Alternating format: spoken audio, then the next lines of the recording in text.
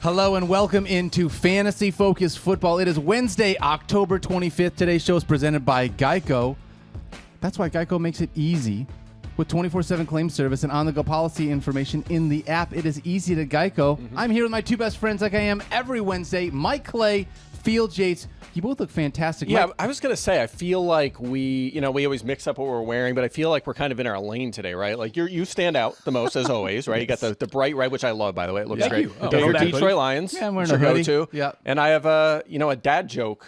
You do. Brand Doc Talk. I'm wearing Doc Talk today, so just dad jokes all day long, every day. I've been asking Mike right recently what the process is like leading up to Sunday mornings. The most electric 30 seconds in all of television. That's right. On Sunday mornings. Like, That's what puts us in the comedy category. I was going to say, like, you think about the great Sunday television segments, right? Like, You Got Mossed is awesome, right? But Mike Clay's dad joke, I really think, has taken the podium, the gold medal, for the best moment on Sunday morning television. Is that right? You think so? That's high praise. Many are saying that on the internet. We do. That's true, actually. People do love it. People do love it, yeah. I feel like that's been long shots. Like last year was long shots. Right. I don't know. Maybe we got a competition now. Uh-oh. We might be. We have to check the ratings and see where they spike.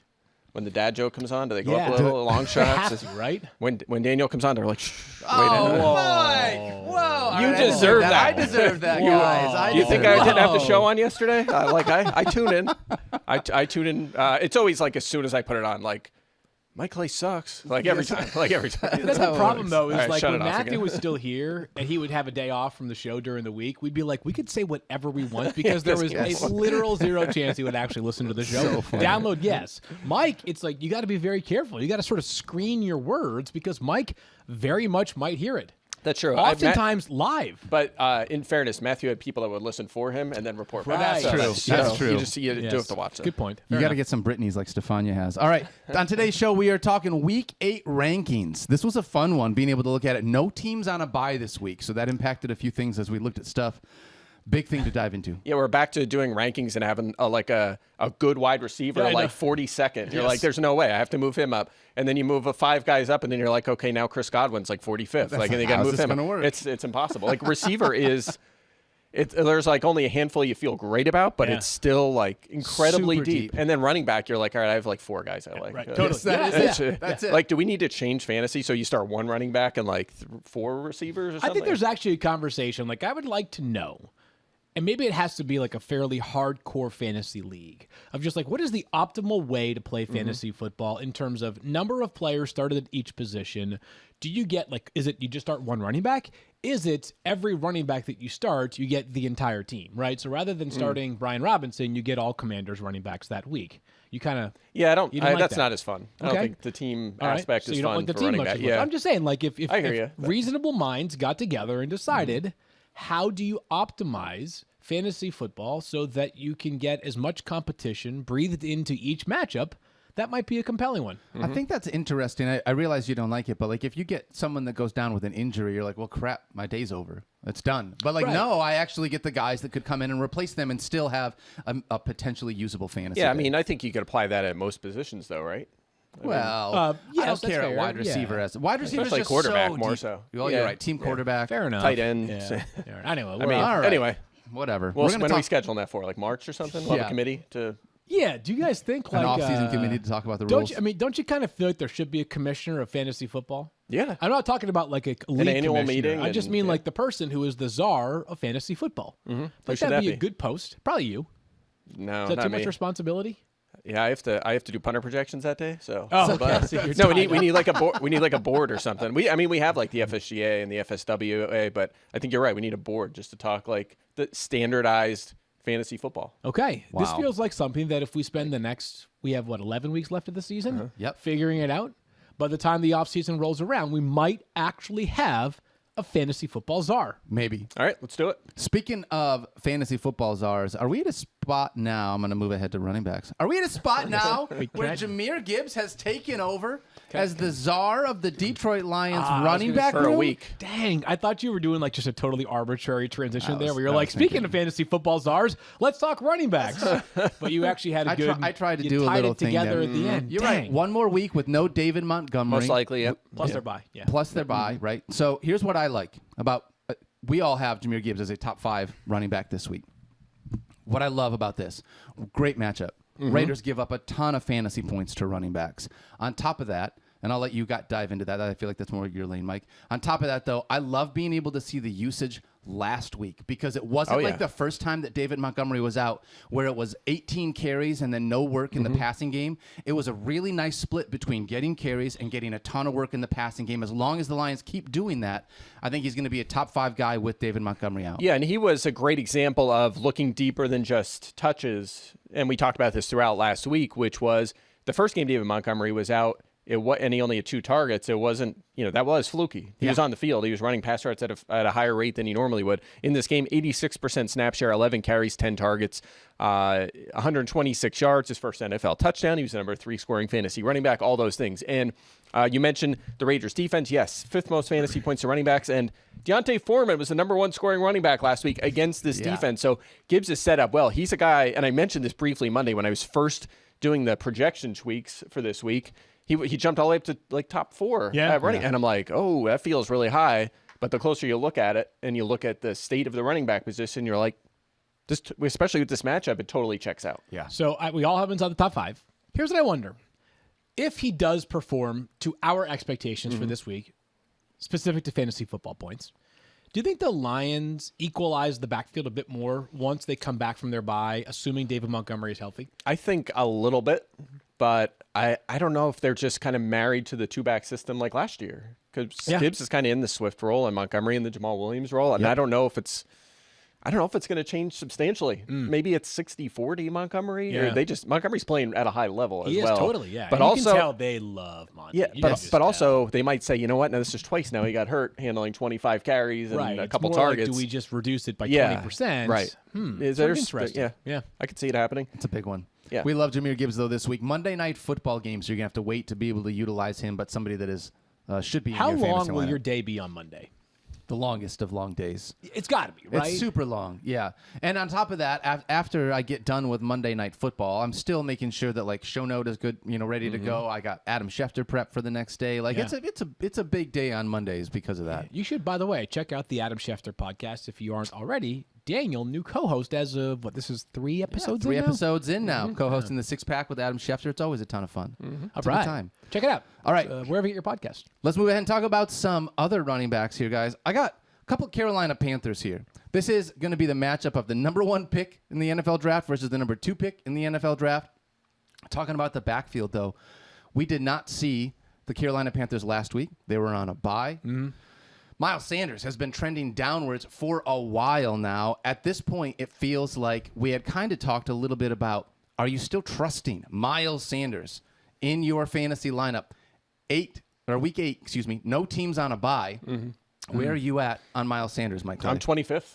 I'm 25th in the ranks. Not feeling great about him. I have Chuba Hubbard at 42, but Frank Reich spoke yesterday and suggested they could continue to use both of these backs and perhaps a committee. And remember, the last time we saw these, they had their bye. So the week before that, Sanders was out. Chuba Hubbard was terrific in replacing him. Yep. But if you look at the 2 weeks prior, Hubbard had an edge in carries, 23-20, an edge in snaps, 68-61. They were even in targets. I mean, it was already trending this way. So the gap between 25 to 42 might be too wide. I'm giving Sanders some benefit of the doubt coming off. He's healthy, coming off the bye. Yeah. But maybe I shouldn't because the guy's averaging 3.1 yards per carry, 3.4 yards per target. Both of those near the basement at running back. Atrocious. He has 1 top 20 this year. This is not going well at all It is not. in the backfield. I've got Sanders outside my top 30, so I'm lower by 6 spots. Running back 31 this week for me with Miles Sanders. You kind of have like a couple of different gravitational pulls taking place here. So they had their bye. They're changing play callers. It's now Thomas Brown, the offensive coordinator, taking over for Frank Reich, which I can't tell you exactly what that will look like in terms of play calling, but I do wonder, does that mean that other changes are also going to come? Could personnel changes be taking place? Could the team say, despite the fact that we gave Miles Sanders a real contract this offseason, perhaps the best for any running back in the entire NFL until the Jonathan Taylor deal got done, could that be a short-lived commitment? Like, hey, we're in the interest of winning games. We don't have our own first-round pick. We need to start putting some W's on the board here. Yeah. Let's play the guy who's been better so far this season. That's Chuba Hubbard. So I have Miles Sanders at 31 amongst my running backs. I have him on two teams. He's sitting on the bench in both those cases. And it's not like I have like this unbelievable depth. It's just that there are no teams on a bye this week. Correct. And I would not be surprised if Chuba Hubbard, sooner than later, is a starting running back for Carolina. Yeah. And whether I agree. starting is nominal or if it's like just, hey, we're not going to call anybody the starter. We're just going to let the stats tell you who the starter is, Right. which it seems like we're already trending in that direction. So Miles Sanders is making me very nervous these days. I'd prefer not to play either one of them, though. I'm with you on that. What about the Houston Texans running backs? Because this is a matchup against the Carolina Panthers, giving up the second most fantasy points to running backs. A couple weeks ago, we talked about, is this still Dameon Pierce's job, or is Devin Singletary come on enough to be able to make it a little bit more of a committee field? How are you looking at this split in Week 8? We've got the inverse going on here, right? It's the veteran who's taken over the backfield, or at least did during their most recent game, and the guy on the rookie contract, Dameon Pierce, who's all of a sudden starting to fade into the ether. So Mike laid out how inefficient Miles Sanders has been. Dameon Pierce is right there as well. And you can blame the offensive line. Certainly they are responsible for part of it, but ultimately Devin Singletary came in the last time we saw the Texans and just looked better, like was a way more efficient player. So I don't know that it'll ever be, like I'd be surprised if Devin Singletary came in. I'd be stunned if he came in and had, 75% of the running back carries. But this could be much more of a 50-50 split. And prior to the game that we saw them prior to their bye week, the only reason why Dameon Pierce was holding on by a thread in terms of value was the volume. Like, that was the only reason.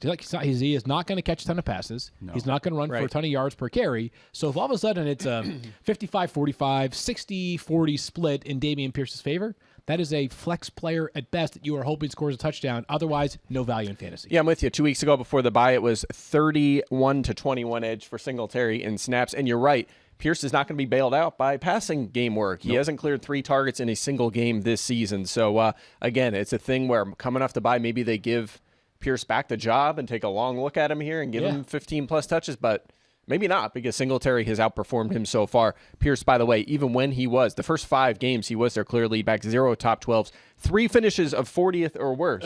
No, it's just been a rough go. We thought he'd make a leap this season, and especially with that offense. But if you knew Stroud was going to be this good, you would have moved Pierce up in your preseason rankings, but it's been all the passing game. It just hasn't happened for the back so far. I wonder if and we're looking way too far ahead, but a team that's got so much going in its favor right now, with like suddenly a pretty intriguing wide receiver room with 2 real keepers and Nico Collins and also Tank Dell.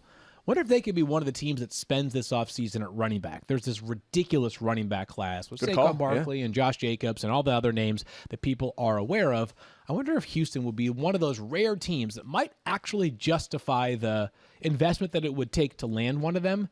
Again, I don't think this is all Dameon Pierce's fault, but if at the end of the year they're 29th in rushing, it would only be logical to consider investing in another running back, whether it's the draft or in free agency. Well, I hope they don't spend big on running back, because I don't think that's the best way to build a team. That's just me. No. I mean, but I'm not saying you're wrong. Do I. They might. They may do that. Zach Moss is sitting here telling you it's not the right way to spend. But teams continue to do it. You're right. I hear you. For reasons that I can't quite explain. I can't. You already touched on this field, and we can move on after this. But like, it's crazy to me. Like you said, if you knew that C.J. Stroud was going to be this good, then I would think that defenses then would not be stacking the box to be able to like stop Dameon Pierce, or that the offensive line would be able to open up enough holes. Like I'm really surprised at this. Very frustrating. Unfortunately. Well, maybe that's a sign that maybe in the second half, as Stroud continues to improve, maybe it does open up a little bit. Maybe it does, and maybe it does improve. And the O-line's healthier. Maybe it improves for Pierce. So I think there's a sliver of hope, but definitely on the pessimistic side going into this week. All right, let's talk about Tony Pollard here, going up against what Mike called the worst defense in the NFL coming into the season. Wow, man. It has catching strays today, all day long. This is I don't think so. I'm gonna say some nice stuff about you a little bit later in the show. I just got to say all the bad stuff first, so that when I say the nice stuff, it feels good. I'm keeping the streak alive. I haven't said a mean thing yet on the show. Yeah, you texted a mean thing before the show, which we can't talk about on air, because then we'll have to we'll both be called to HR. Like someone's gonna come down, like in preseason on cut day, they come down and pull you out. Like that'll be us. I plead the fifth. I have no idea what you're talking about. Yeah, okay, right that's now. weird. All right. But Tony Pollard, listen, taking on a Rams defense here. Mike, how do you feel about him coming off of a bye week, had a week to be able to rest with this Cowboys offense? Yeah, it's he's a tricky one, because we have him ranked super high. I'm really high on him at RB2. I feel like there's a lot to like about him going forward and his situation in this offense, but the performance also has not been there really so far. His last touchdown, you know, he last scored a touchdown? I only know because I looked at his box Yeah, score. week one. Yeah, week one. Hasn't scored a touchdown since then. He last week had 15 carries, only 30 yards, but he did have 80 receiving yards on 6 catches. That passing down work is really bailing him out. He is averaging 20 touches and 91 yards a game. That's really good. 14-plus fantasy points in 4 of 6 games. But again, I just feel like based on his positioning in this offense, we should be getting more. Like, it's just like there's still a lot left on the bone here. So I'm still buying into that volume, and I think he'll better days ahead for Tony Pollard. I have an RB5. I am not down on Tony Pollard this week. I just got to say, I don't know how you can't have Christian McCaffrey and Alvin Kamara right now as the top 2 running backs. My only thought there with Kamara is I think Jamal Williams was limited last week, and I do think they're going to scale back his carries. Maybe a little bit. That's my expectation. He'll have 12 targets this week. It's just his career just suggests like I totally hear you. His career just suggests like half of the carries as opposed to like 70%, which he's been getting, and I think that's a reason Jamal Williams is there. Yeah, I'm only focused in on the targets, and they're just going to be so ridiculous again. That's part of me is like, if I'm like as someone who has and will face Alvin Kamara probably almost every week this season, it's like that's one of the scariest players to face right now in fantasy. Yeah, if he's going to get that target share, it's ridiculous. It feels like a cheat code right now in fantasy. It is a cheat code. I second highest rated running back on my board this week, and I feel like it's like I like. He's kind of a conversation with even CMC, because CMC is going to score touchdowns, obviously. But CMC's passing game utilization, relatively speaking, is down compared to where it's been during its heights. Yeah, I when I project that kind of thing, like target share over time, I'm like, can I really project a guy at that target share? And it's just like, no, because it never sustains itself. He'll just have like 4 targets this week. It always kind of comes back to earth. So that's probably my logic here is like betting against the extreme. And he has been in like the 100th percentile of ridiculous usage. So, All right, let's talk about the Minnesota Vikings. Hey, we talked about this. Oh, God. Okay, this is Can I just read my Twitter feed right now? Let me just scroll through. Let's see. While you're finding that, I think this is really interesting because we've talked about this. Like, Alexander Mattison has not been awful. I realize he has left plays on the field, right? We've seen that. But from a fantasy perspective, he hasn't been terrible. But last week, we saw Cam Akers get the most run that he's got since becoming a Minnesota Viking, 10 carries last week. We kind of had the conversation, is this going to potentially, because of Alexander Mattison's lack of production, turn into a split? I am not ready to say that yet here this week in Week 8. I still have Alexander Mattison as a top 20 running back and Cam Akers as a guy a little bit lower than that. How are you looking at this? Yeah, backfield? I moved the gap a little closer after the Monday night game because we did see a little more Akers, but I tweeted something I thought was... I have it. You have it? I have it, yes. 1:49 p.m. yesterday. Mike Clay, NFL. Great follow if you don't already. Alexander Mattison handled the Vikings' first 5 running back carries last night and registered a solid 35 yards. Pretty good. 2 long runs, yeah. Cam Akers then handled 10 of the team's final 13 carries and had 31 yards on those 10 attempts. I would have imagined this to be a fairly harmless tweet. That was the goal, yeah. Mike got ratioed. Oh 62 replies to this tweet. Whoa. They're still coming in. Yeah. Really? People are fired. They're big mad. Yeah, so I didn't realize Cam Akers is like. Yeah, I didn't realize Cam Akers is like Christian McCaffrey, Austin Eckler, Derrick Henry. He's being viewed as like the next great superstar running back in this league based on my mentions, and I'm kind of shocked by it. Did I even watch the game? Do I only look at the box score? Why am I cherry picking stats? All reasonable questions. Even though I'm not cherry picking stats, I laid out the whole game. It's it was really bizarre. I'm kind of surprised by it. I thought it was interesting. That Mattison, I thought, came out, looked good, had a couple first run of the game, 19 yards, another 13-yarder. He got hit really hard. The more like logical people in the mentions are like, well, I think maybe just because he took that hard hit, he was maybe limited. Makes sense. That could have been it. Yeah. Yeah, but then they turned away from him. They went to Akers, and Akers had fewer yards the rest of the game than Mattison had on basically the first drive of the game, right? Yeah. So I know he did run late in the game. He was running out the clock a little bit. On average, Mattison faced heavier boxes in this game. There was a lot of replies that just were not correct, not accurate. So a lot of misconceptions, I think, now with that backfield. Remember, Cam Akers did not work out for the Rams a couple times. Yeah. He was traded for basically nothing. Yeah. There's some reasons for that. So maybe he does prove to be the better back over Alex Mattison, but Minnesota still prefers Mattison overall. He's played more snaps in every game. He did start to eat away to snaps a few weeks ago, and then it was back to Mattison last week. So this is a tricky backfield for sure, but I don't know. I didn't realize I was going to be like an Alexander Mattison apologist, but apparently, I think I'm being just well-reasoned, what. So fantasy-wise, I have Mattison at RB22, in line with where you have him, by the way. Still have him ranked higher than Cam Akers, but lower than where he has been in prior weeks. Yeah. Mm-hmm.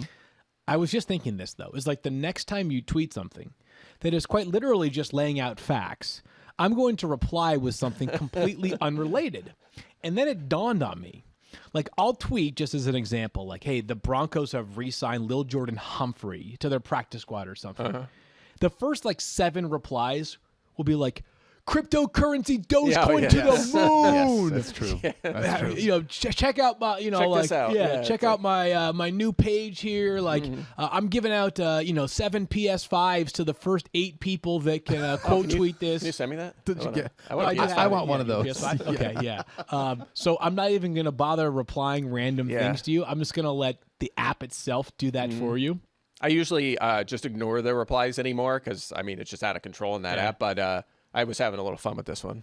Yeah, I just saw you went back and forth. You just kept engaging them. Mike. Oh yeah, I was having some fun with this one. Just because it's so ridiculous. Right. Like, what do you argue? You're like, what are we saying here about Cam Akers? This is the one to engage on because you don't engage on the actual crazy stuff. But this one is like, guys, this is a very well reasoned tweet. I'm not even saying anything. It was just information. Yes. I thought most of the interest there was, wow, they actually turned Akers here as the ball carrier here. And he was involved in the passing game as well. Maybe there is a changing of the guard. Hold on. My God, this is crazy. Since your tweet that I read several minutes ago, I just went back and checked it again. Twitter, or X, whatever it's called now, has now added that this tweet has been corrected by readers, and they've added context. That's wild. It says, wow, readers have since corrected this. And again, these are not my words. These are the words of the readers. I can't tell if you're serious or not. Alexander Mattison is a bum. Yes. Cam Akers is Barry Sanders reincarnated. 2.0. Okay. Yeah. Wow. Okay. That checks out. That's crazy to me. Wow. I think Elon did that himself. He went right on yes or no? He's watching the pod and went there and fixed it. Yeah. So anyway, I just thought it was an interesting change in usage in the second half. We'll see what that means going forward. I still lean towards Mattison. Yep. Remember, he's still 8th after contact this year. I think he's like mid-pack in elusive rating over at PFF. He's going to score a touchdown at some point too. Yeah, they have 0 rushing touchdowns this year. That'll change. I think he's probably, the hate has gone too far, we'll say, on Alexander Mattison, but it's up to what Minnesota wants to do, and they're using Akers a little bit more. So it's a tough one. I don't feel great about either of them, especially Akers. If I had to pick one, I'm still starting Mattison this week. All right. Field, I'm going to ask this question to Mike because tomorrow we're going to talk about Thursday Night Football, and he won't be here. But I'm going to go read some replies. That's all right. You keep going through Mike's X account. Bills backfield taking on the Tampa Bay Buccaneers tomorrow. Obviously, we're going to do a Thursday night preview tomorrow, Mike, but you won't be with us. How are you looking at this Bills backfield, knowing that there's no Dameon Harris and you got Latavius Murray now on the other side of James Cook? Yeah, feeling a little better about Cook after last week. A little bit of a bounce back, and I didn't realize the dispersion between his usage and his efficiency so far. He has been even better than I thought he's been. 16th in touches among running backs.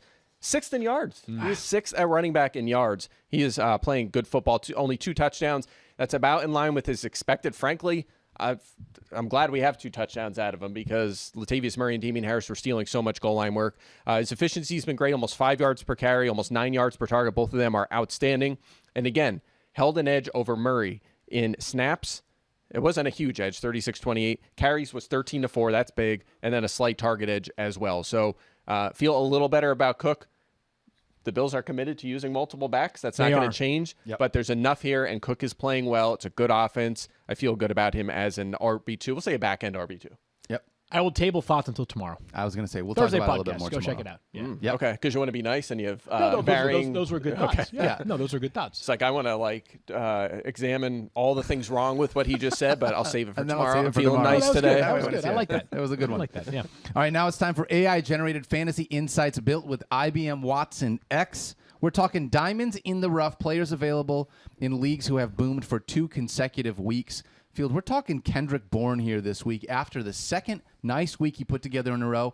He's been fantastic as the pass catcher, it feels like, for the New England Patriots. Yeah, so it's like on the one hand, he has been fantastic as the Patriots' top pass catcher. The question remains, like, how much value is there in the Patriots' top pass catcher for fantasy purposes? If you're looking for some silver linings for the Patriots over the past 2 weeks, they have looked much better offensively, especially this past Sunday when that was I think we talked about this company. That was like a legitimate. That wasn't like a crazy. They forced 5 turnovers and blocked a punt for a touchdown type of game. That was they a just handled good, business for 60 clean minutes. win. Yeah, it's a good clean win against the Buffalo Bills. Good on offense, good on defense.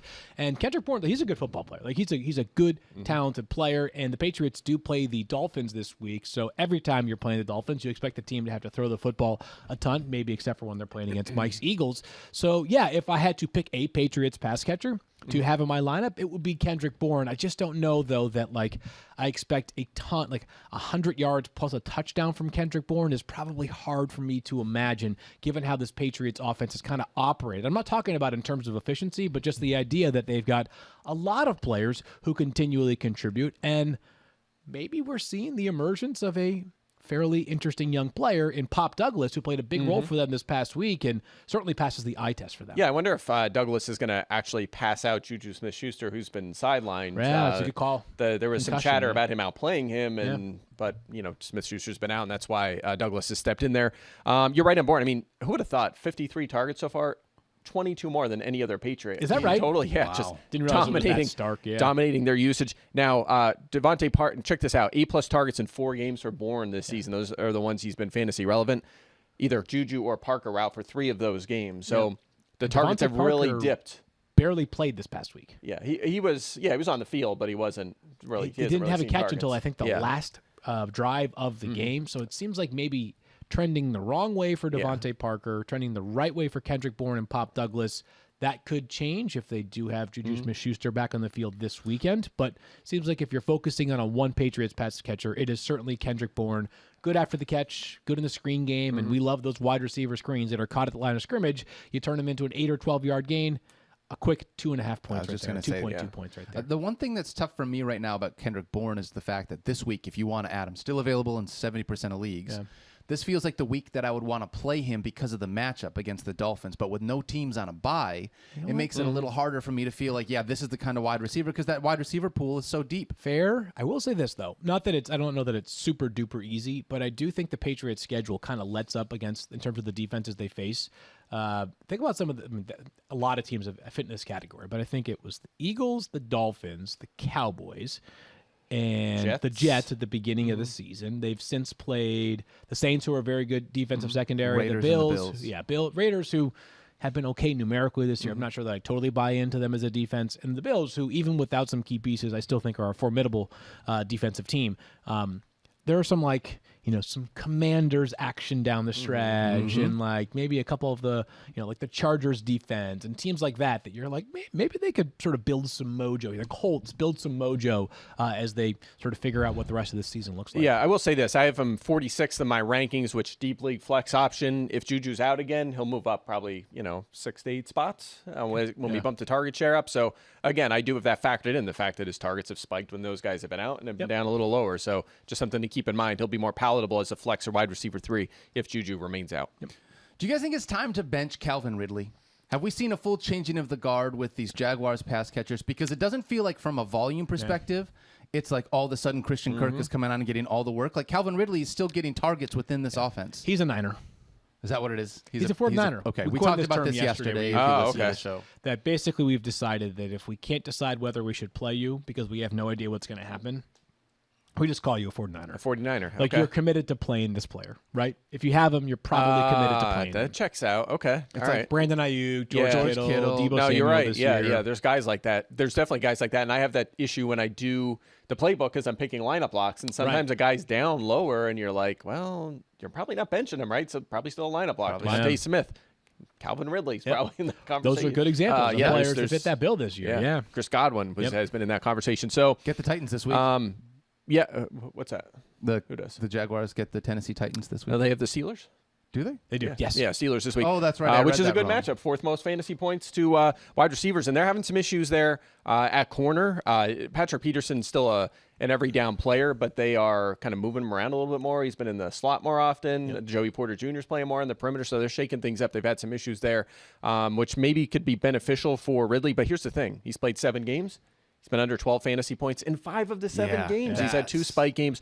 Otherwise, it's been a problem. Yeah. And also, this is a guy, what was he talking about? Hitting like 1,500 yards? yards. What's that? 1,400 yards. 1,400 yards, What's he chasing for now? He hasn't cleared 8 targets in a game. You're not getting there on under 8 targets a game. So it's definitely... Unless you're Devon Achane and you convert to wide receiver. Huh? You could do that if you're Devon Achane and you convert to wide receiver. 100%. Yeah. It's different. Yeah, he's averaging... 100 yards a game or something like that. So, I have him 34th, so he's still in the flex conversation. To your point, it's just one of them guys. He has the upside that makes him worthy of consideration for your lineup, but the performance just has not been there. Yeah. On the other side, Christian Kirk is absolutely a lineup lock, both for me and you, Field. I was really pumped to see that you also had him at wide receiver 18, in part because the way that we do the rankings, we start with Mike's projections. Right. Christian Kirk was a little bit lower in that, so this is like very deliberate by both you and I moving him up in there. Why do you have him as a top 20 wide receiver? Well, I like to be on the right side of history, first of all. But he does have back-to-back weeks in which he has scored a touchdown, something Calvin Ridley hasn't done since in week 4. But does it just, just watch the Jaguars right now, and it's so obvious who the player that Trevor Lawrence trusts the most. Yep. It's so obvious. It's Christian Kirk, right? And we've made this point several times over. The Jaguars may have just overthought it in week 1. Like, we've got this Calvin Ridley, who's awesome, and he had a great game in week 1. Zay Jones is a very competent third wide receiver. Maybe he's our second wide receiver. Christian Kirk goes to the bench or plays a reduced role. And then it's like, oh, wait, we forgot how good Christian Kirk is. Yeah, we can't do that. So, yeah, he's been awesome for them for a year and almost a half now. So, I think he is the best bet to lead the team in targets in a given week. And crazy as this may seem, when you have Calvin Ridley on your offense, maybe the best bet to catch a touchdown as well. Do you guys both think, and I want to let you finish, but do you both think that at this point, you've now turned the corner and Christian Kirk will be ranked ahead of Calvin Ridley moving forward unless there is a reason? Until they prove otherwise. But at the same time, and this is kind of my pushback and why I'm just a few spots lower on Kirk, is that if we are saying, all right, we think Ridley will at least be a little better, enough to rank him as a wide receiver 3, well, where's that volume and production coming from? It has to come from somewhere else. Is it maybe just more efficiency from Calvin Ridley, like not having a poor catch rate in a certain game? There was that drive, right, where he had there was a long target down the sideline. It was out of bounds. He didn't catch it. He was covered well. And then I think the next play, Kirk took that one 65 yards. if Ridley's hitting for longer plays and touchdowns, I'm just saying, if you're going to distribute more of the target share, the production to Ridley, it has to come from somewhere. And Kirk, look, he has been really good. He's been a really good fantasy starter, but he only has one top 12, right? It's been a lot of top 30s. I have him 25th, right? He has 6 straight top 30s, only one top 12. His target share is in the 20 to 22% range, 3 straight weeks now. That's not elite sort of usage. That's fine usage. There's wide receiver 2 usage or fringe wide receiver 2 usage. So 6 or fewer targets in 4 of his 7 games. I think he's one of them guys that when I'm with you. When I ran the projections and I was like, feels a little low. Based on what he's done, it feels a little low. But then I dig into it a little more, and I'm like, you know what? This is probably where he should be. Mid-20s is where Kirk belongs. So 18 to 25. Should we board bet this sucker? And then I have a thought about something let's else. do it. All right, so 18, 25. It's going to be a touchdown bet, So basically. it's going to be, of course. So 21.5 will be the midpoint. So if he's top 21, Daniel and I win. Out to the top 21, you win. Okay. All right? Yep. Deal. All right. You can just handle it for both of us, Dina, because when you and Mike tried to do it together last time, it's just tough to do. Well, do you think maybe you and I just have better chemistry than you and Mike? That's a good point, actually. Ready? Let's try it. Hey, you have more experience together. Wow. Okay. I I say say Calvin Christian Ridley. Oh, shoot. Dang it. That's What my bad. chemistry? No, that's me. That's me. Trash. And you thought ours was bad. I know. Yeah, you go. I got say this. Christian Kirk is a top 21 wide receiver dumb. in Week 8. I say Christian Kirk is outside the top 21 fantasy receivers in Week 8. Put it on the board. By the way, Put it on the board. how about Mike Clay getting the Minnesota Vikings right in that 49ers-Vikings game, right? Good for you. Right. Gavin. The Cousins. Do you remember at the very end of the show, I was like, all right, taking the Vikings, or the 49ers, you're taking the Vikings. Yeah, that was I great. was on that. You held Great your call. ground firm on that, and you nailed the Kirk Cousins call. Yeah, that cousin. Yeah, Jeff Darlington will never tuned in. listen to us again. Although I'm playing Jeff in the War Room League this week, so maybe he should listen to me, do the opposite, and try to beat me. That's funny. He had Cousins had that long kind of fluky touchdown at the end of the half, so I had to tweet about it, right? Yeah. It'd be like, I'd never in doubt. Like I knew that was Never coming. in I knew they had that play lined up. Yeah, I know. Felt a Meanwhile, little I'm lucky thinking on that great one, at the but- beginning of the game when he throws the interception. I'm like, yeah, baby, Mike, once again. Yep. Wrong again. Nope. Mike and Daniel, you asked whether we'll continue to rank Christian Kirk ahead of Calvin Ridley, and Mike's response was until proven otherwise. Yep. And sometimes I see this feedback from people that are like, this is the thing about fantasy analysts. I don't know why I chose that voice. Here's the thing about fantasy analysts. That's how they you read guys, sometimes, Yeah. You guys just like say things until something else takes place, and then you change your mind and go back to something else. And I'm like, let me ask you a question. Every week, the coaches vote for the top 25 teams in college football. Mm-hmm.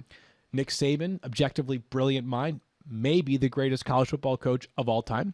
Kirby Smart, back-to-back national champion.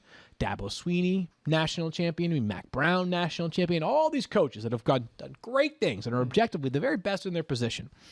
They vote, and if Georgia loses this week, they're playing Florida, and Georgia gets moved down to like the 7th best team in the country, and then they win the rest of their games, and they get moved back up to number 1 in the country. Does that mean the coaches were wrong when they moved them from 1 to 7 or 7 to 1, right? Like, that's how this stuff works. Like you react to things as they are taking place. I'm sorry that we don't have this like perfect crystal ball leading us into the future, but we're doing our best here. These are still educated guesses. It's not like I have a book that from the future that you're talking don't? about, Field, What? that just, Oh. no, well, That's do I you have have a one of those? script, but You I do- try like the thing about You try to make it. well, the thing is, I can't do like everything perfectly. Yeah, you're because right. then it That's would be fair. like so obvious I have. the That's script. right. Yeah. Yeah. So, yeah. yeah. You have to mix in some misses so people don't realize it. Right, of course. Yeah, of course. Oldest That trick in the checks book. out. Yeah.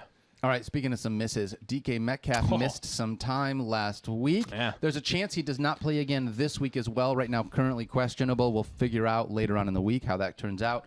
But let's talk about the Seahawks wide receivers, because you got Tyler Lockett, a young, really exciting rookie everyone's thrilled about, and then Jackson Smith and Jigba. Yeah, I'm just saying, like, we are in a dynasty together, a deep dynasty league, and one of us got Jake Bobo on waivers you last know night. what? Just saying. It must have been Field, right? Must have 'Cause been he's Field. Was it not 'cause He Field? likes Jake Bobo. Did you get Jake Bobo? Was it me? You yeah, it was did me. that? Yeah, and he was super expensive. He was like $1. Yeah. So where's the love, man? I have Jake on every other team, so I felt like it was yeah. only appropriate for me to share the love somewhere else here. All right. Well, I But appreciate yeah. that. No, it's great. It's awesome to see him playing well, and it's like this is the cool part. I mean, there are many cool parts of it.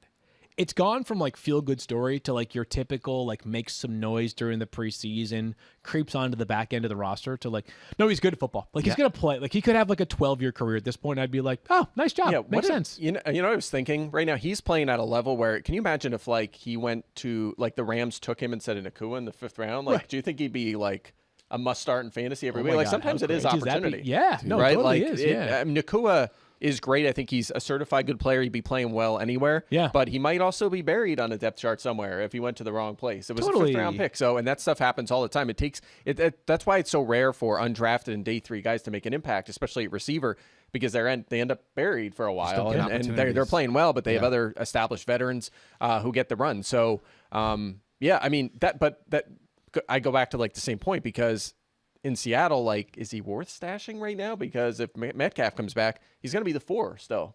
I don't think he's passing Smith and Jigba. Well, he's Metcalf and Lockett. 1 aren't in going terms anywhere. of snaps played, but 4 This in terms past of week, yeah, yeah. 4 So, in terms of targets, probably. Deep dynasty stash. I don't Yes, know. Like totally. I don't know that he has a lot of season-long appeal. I mean, if Metcalf is out again, Yeah. maybe a flex option. But yeah, he's a tricky one right now, because it looks like he's going to be a player, but also I'm not sure he has a path to the fantasy radar this season.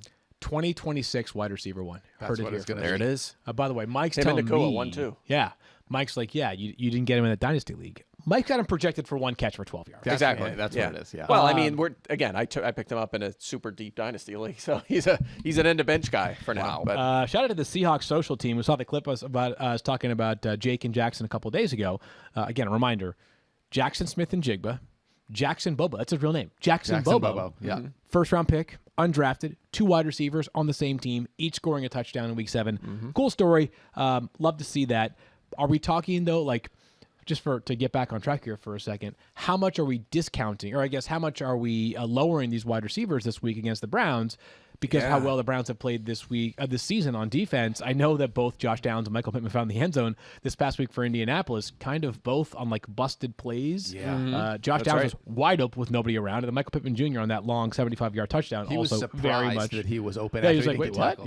Yeah. So I have Tyler Lockett ranked as wide receiver 43. This is assuming that DK That's Metcalf so does low, play, and it feels low, but has had a very Tyler Lockett start to the season, right? And that Cleveland defense just that good, right? Yeah, targets are down a little bit from last year, under 10 fantasy points in 4 of 6 games, so it's been a struggle. Yards per target is down. You wonder if he's starting to show a little age now as he gets closer to 30. Maybe that efficiency will drop off a little bit, and he's been so reliant on that. But I will say this, he's been really unlucky in the touchdown department, and that will tend to bounce back for him. We know he's been a touchdown machine, 8+ in 5 straight seasons before this, 3.3 expected, only 2 scores. Check this out. He is 4th in the NFL in end zone targets with 7 this season. So the usage has been there. I think he'll get back on track to an extent. But again, with everybody playing and receivers so deep and targets spread out like more than ever, Lockett in around 40 makes perfect sense this week. You tweeted, and I objected to the tweet just on principle. The end zone target leaders that you put out yesterday was very surprising to me. Yeah, right? It was like not names that I was expecting at all. Yeah, there was two from... who was it at the top? There was a team at 2. Was it? No, it wasn't Houston. I'm going to look. I forget now. Yeah. I've got to unblock you I first. tweeted Hold it, on. but I can't remember. Yeah, but I'm with you. Yeah, there's some surprising names, and Lockett was one Romeo of them. Dobbs has 8. Yeah, there it is. Chris Dobbs, Olave Dobbs. has 8. Michael That's Thomas it. Olave has and 8. Thomas. Olave Yeah. and Thomas are both in the top 10 in end zone targets. I think it's like so many of the great offenses have players that are just scoring from so deep, right? Like Tyreek Hill has 0 end zone targets. I don't know if that's actually true, but he has like 7 catches of at least 50 yards this season. Yeah. Like That's also not fair. What are you supposed to do about that?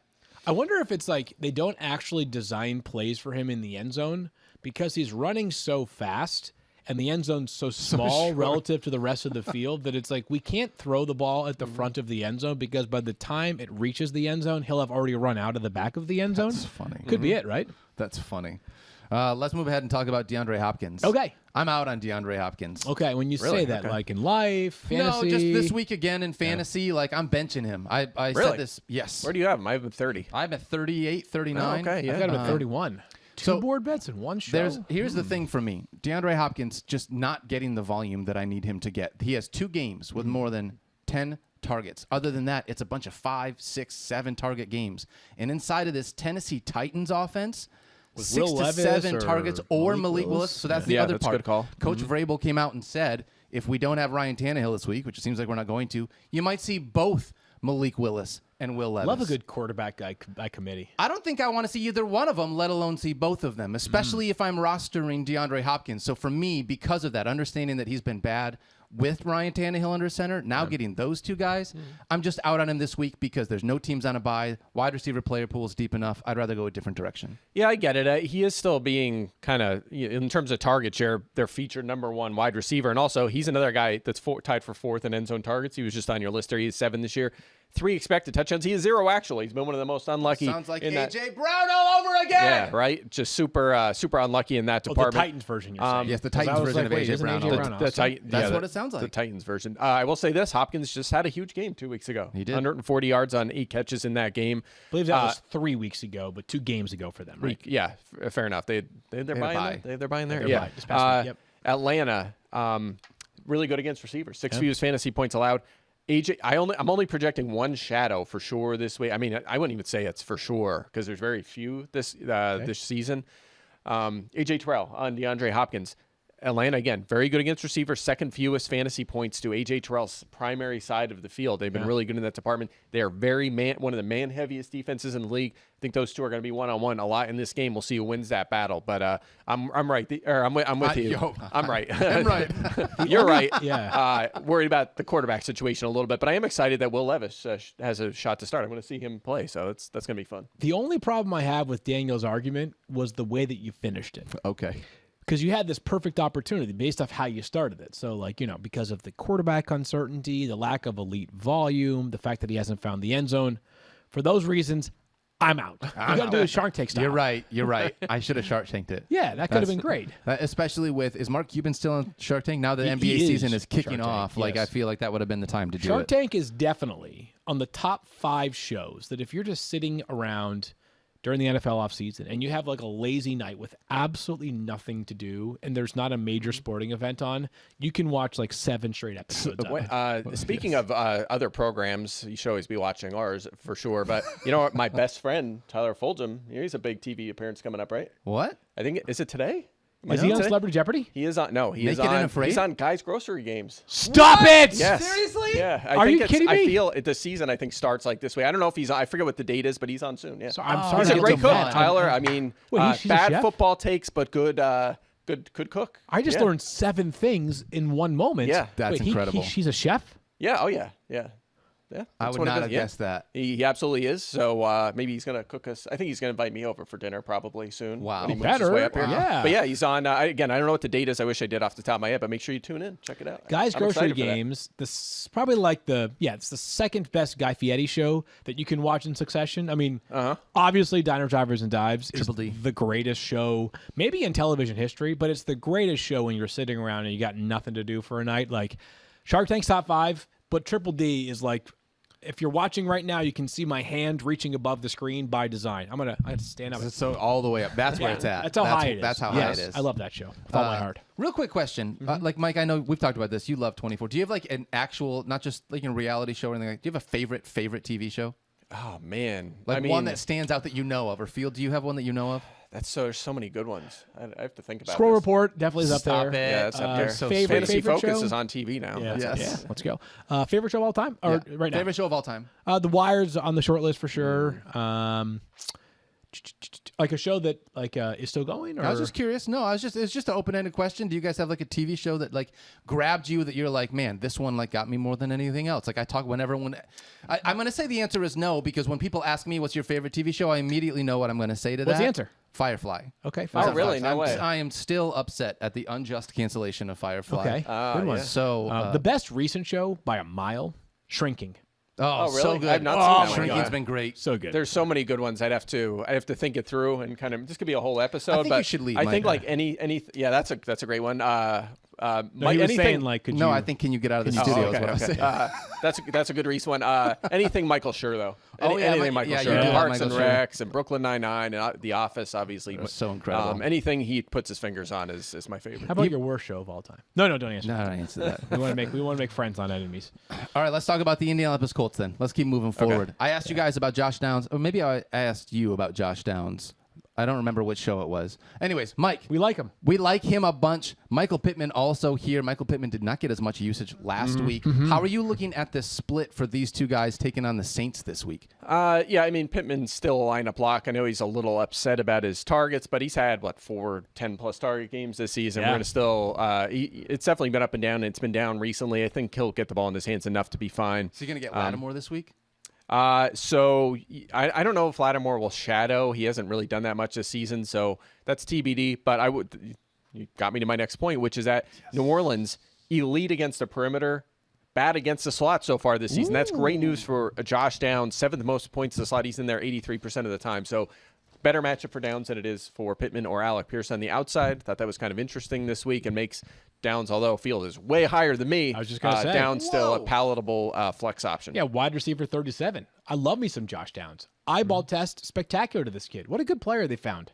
This draft class could really shape up nicely for Indianapolis. Obviously, Anthony Richardson will be the crown jewel if he plays like we thought how we think he can play based off what we saw in a small sample size. But between he and Josh Downs, like 2 offensive cornerstones, you may have found right there. And yeah, I mean, Mike has talked about this in the past a lot. Like, there are very few teams who ever have their best cornerback or defensive player in general in the slot. Like, you're just not going to draw terrible matchups in the slot that often at all. And the volume is really good. We are seeing more and more bad offensive line play around the NFL. The Colts has not been a major problem, but that leads to more opportunities for guys at or near the line of scrimmage. I love Josh Downs. Yeah, love him. that- One of my favorite keepers right now, too. Yeah, I'm with you. That misconception with perimeter corners is like, what was it? DK Metcalf the other week was like, but you're Devon talking about Witherspoon. Witherspoon's going to cover. Yeah, what was was it? Jahmyr Chase, right? Chase. Yeah, Witherspoon is one of the few that's actually moving inside in nickel situations. But it's like even players on their own team don't know how their corners are used. But yeah, you're right. The star corners generally only play outside, and that applies to even like Sauce Gardner. By the way, I just Sertan. Devin Witherspoon. What happened is what's happened to me. No, I said what's happened is like when you have one person, Devon Achane, who like pronounces a name Achan. Geez, I'm all over the place with that name. It's like if you read it, you think, oh, it's Devin, right? Devin Achane. It's actually Devon Achan. Now I've been calling other Devons. So my apologies to Devin Witherspoon. I do that with Deontay and Dante, and I like trying to make sure that it's the right one. I always get it wrong. Sometimes I say Devonta Smith too, and I'm like Devontae Smith. Devontae Smith. I do that too. With it's just so many players with similar names. Yeah, I'm with you. Remember when Dante Hightower still played, but he had the apostrophe after the T? Yeah, how do you say that? Dante. I don't know. What do you do there? That's what it. Dante. I think that's cooler. I know our social clip. That's it. That's it. You just have to say names a certain way. Like that's right. DiMercado. Mari DiMercado. Yeah. Exactly. He's back. We even talked about him this week. Speaking of really quickly to close this out on these wide receivers, Josh Downs added in 12% of fantasy leagues, still available in more than 56% of fantasy leagues.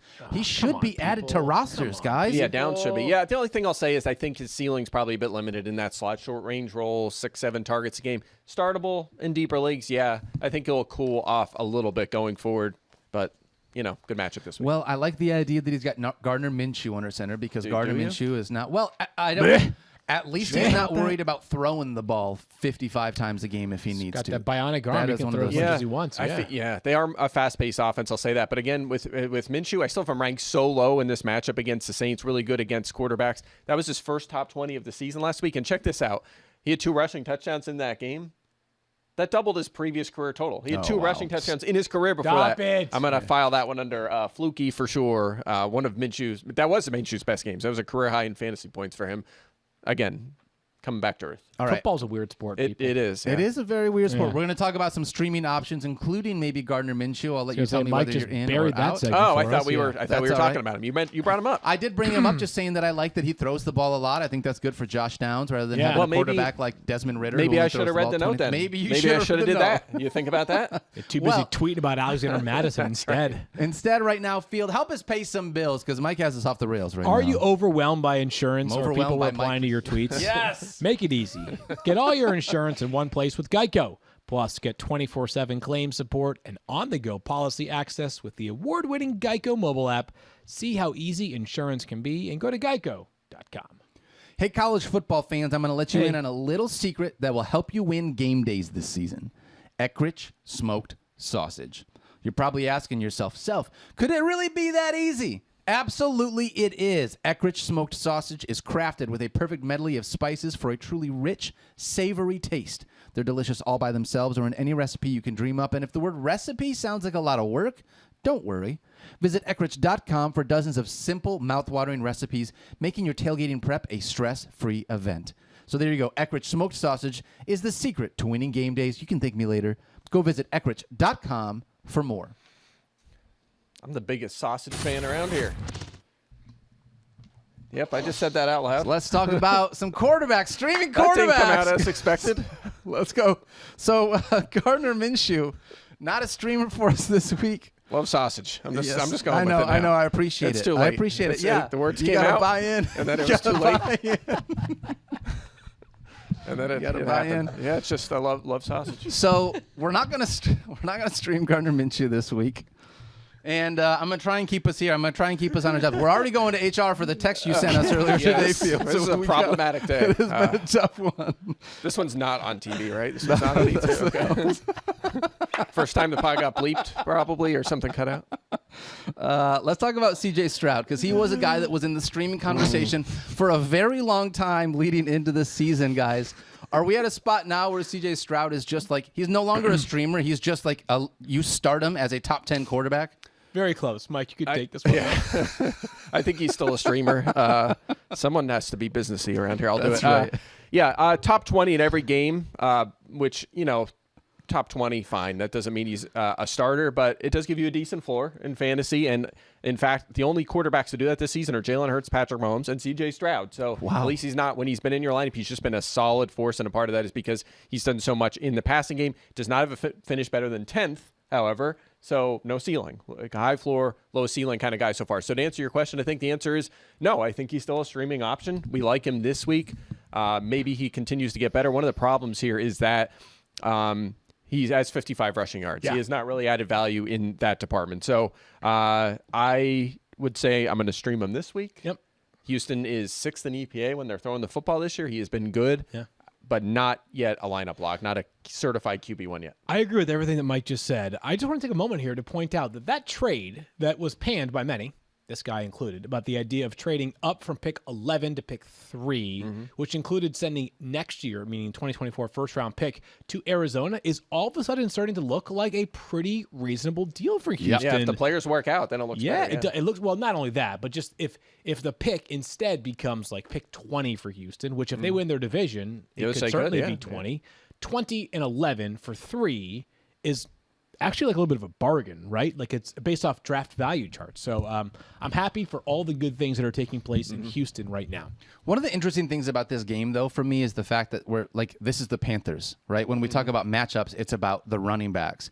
We already talked about Dameon Pierce and Devin Singletary earlier on in the show. Yep. But because of that, like the quarterbacks just don't get as much run against this Carolina team because they don't need to throw as much. This is one of those things where we've got him ranked as a top 10 quarterback this week, but we also have the running backs ranked lower in spite of the fact that like game flow could turn out into be a certain way. This is just an interesting one that I'm looking at. Carolina's pass defense is like the reverse 49ers, whereas the 49ers have faced a ton of pass attempts but allowed very few yards. Are actually, really, they're obviously great in that department. Carolina has faced the third fewest pass attempts but has allowed the 6th most fantasy points over expected to the position. So their efficiency hasn't been good. But to your point, Panthers are always losing. Teams don't have to throw the ball against them, so they haven't allowed. They're mid-pack in fantasy points to quarterback. So I do think it's a good matchup. It's just a matter of if Houston is in control of this one, they're not going to have to run the ball a lot late, and that might limit his fantasy output. But I think the matchup's good enough you could stream him. Field trivia question. Okay. Which NFL franchise allows the most passing yards per game and the second most fantasy points to quarterbacks per game? I'm going to go with the Chargers. The Los Angeles Chargers. Does that mean that you're considering Tyson Bagent as a streaming option this week? Matchup here. I'm the hater, apparently. I've got him as quarterback 25 this week. Okay, so that's a no. Quarterback 18 and 17 on your respective boards. It's not that I don't think that the matchup is fantastic. It is utterly fantastic. I will say this, though. I thought that the Chargers really tightened the screws in the second half against Kansas City last week. Beyond that, if you watch how the Bears played offense with Tyson Bagent, it was pretty much everything within like 3 yards of the line of scrimmage. It was just manufacture yards after the catch, which is a tough formula to consistently count on unless you're the 49ers. So I've got him as quarterback 25. Yeah, a little bit of value with his legs so far, which helps a little bit. But we have him ranked as a below-average player. We're all below average of the 32 quarterbacks. We're not. He's ranked in a position where you're not starting him, even in 16-team leagues. But also, we're respecting the fact that he has an insanely good matchup. The Chargers have allowed 21-plus fantasy points to 5 of 6 quarterbacks. Of course, the exception was Aiden O'Connell, who was another young rookie backup quarterback, much like Tyson Bagent. So, again, we're giving him a little respect for the matchup, but we're still saying safe to avoid. Yep. I think there's been so much conversation now about him coming out of Shepherd. I asked you that question. How many other D2 quarterbacks do we have? I just am excited now, even though I'm a Lions fan. I'm excited to be able to watch situations like this where I just want the kid to succeed. Cool sports What an story. awesome opportunity. This is one of those, and it's very similar to what we're talking about with Jake Bobo. Like, how often do guys just not get a chance? And when they do, it's like, man, I just want to see him grab it. Yeah. You know what I mean? Like, they've been doing this their entire life. So it's cool to see guys actually get an opportunity when they didn't think they were going to. Sunday Night Football, no less. Yeah. Right? I mean, he gets his name introduced. You know, NBC obviously does those player headshot intros, which are always very funny, or can be very funny, I should say. Yeah. Justin Pugh, straight off the couch. That was a good one. That was so But yeah, Tyson Bagent gets his moment underneath the sun. Maybe we'll have another superstar in attendance. You know, Taylor Swift's been at the games. Maybe his dad will be there. Yeah, for this dad. one. Oh, yeah. Got to be the nice. Arm wrestling. Maybe they'll have him in attendance for this one. But maybe we need at some point to make like an all fun, like unheralded guys we were rooting for team or something. That would be a fun, work. Cool. Yeah. fun show. Would Bagent be the Bobo quarterback? Yeah, maybe. Yeah. It's a good Who candidate else for would that. be in the I guess Gardner Minshew's kind of that's a good mix, one. right? Like 6th round pick. Gardner's in there. Yeah. I'd have to think it through. I put no time into thinking about this at all. It just have to be. Just need to. This just is off the us. Good the idea. cusp. Yeah. Yeah. I like So this it'd be idea. a fun one. Yeah. I also like the idea you had mentioned earlier, Shark Tank. I like the idea of people coming to us and then presenting the player they want to start, and then us basically saying yes or no and Yeah. telling them why it's a terrible decision. I like that. I think that call. would be a lot of Yep. fun. Okay. Anyways, So I was like gonna do it for our sit star questions. yeah, on a little social? bit of that, right? So hey, that- if you want to ask some sit-start questions, you can check out the Squirrel Report this Yeah, you week. can. We Leave got a a few things voicemail. going on there. Leave a voicemail. Go check it out.